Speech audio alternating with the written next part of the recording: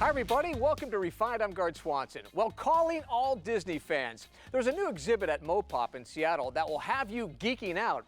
It celebrates the amazing Disney costumes, from the heroes all the way to the villains, and Refined got a sneak peek before it opens to the public. The happiest place on Earth has made its way to the Museum of Pop Culture.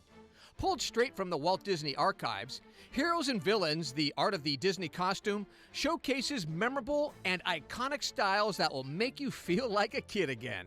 It contains over 70 complete costumes from Disney live-action films ranging all the way back to 1964. And then this is also the first time that the Disney Archives has ever created a costumes-only exhibition. This is our first chance to see it in a museum environment. So seeing it with museum styling and lighting and set pieces and things is really exciting for all of us. I think people are really going to love this exhibit.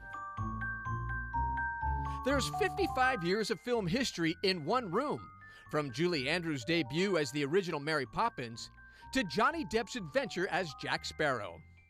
I think it's definitely a family experience. It's an intergenerational kind of thing. I think it's a chance for people to say, oh, here's something from the Mary Poppins I know, and other folks, because there's costumes from Mary Poppins Returns, just a few years old. At the beginning of the exhibit, you start off in Cinderella's workshop, where you can see many different costumes from beloved Cinderella movies. There's a multitude of Cinderella ball gowns, because the Cinderella ball gown is really an iconic sort of piece, and it's really interesting to see how different designers approach it in different productions. From there, you take a walk down memory lane. From Cruella de Vil, the Hocus Pocus witches. Among my favorites, I love the Maleficent. It's one of just a few in the exhibition of anti-heroes, people who straddle that line between good and evil, and thus I think it's a more challenging costume to create. From a sentimental point of view, the costume that's nearest and dearest to me is the Mary Poppins traveling costume, because it was the first movie I ever saw, and as a child in the theater, and it's the oldest one on display in the exhibit.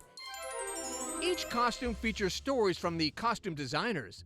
There's also an interactive element where you can see yourself in a virtual costume. But it's the actual exhibit that brings these beloved Disney characters to life that really steals the show. There's over 70 costumes in this exhibit, and they're all special in their own way. I think what I want people to walk out with is a new appreciation of the art of costume design.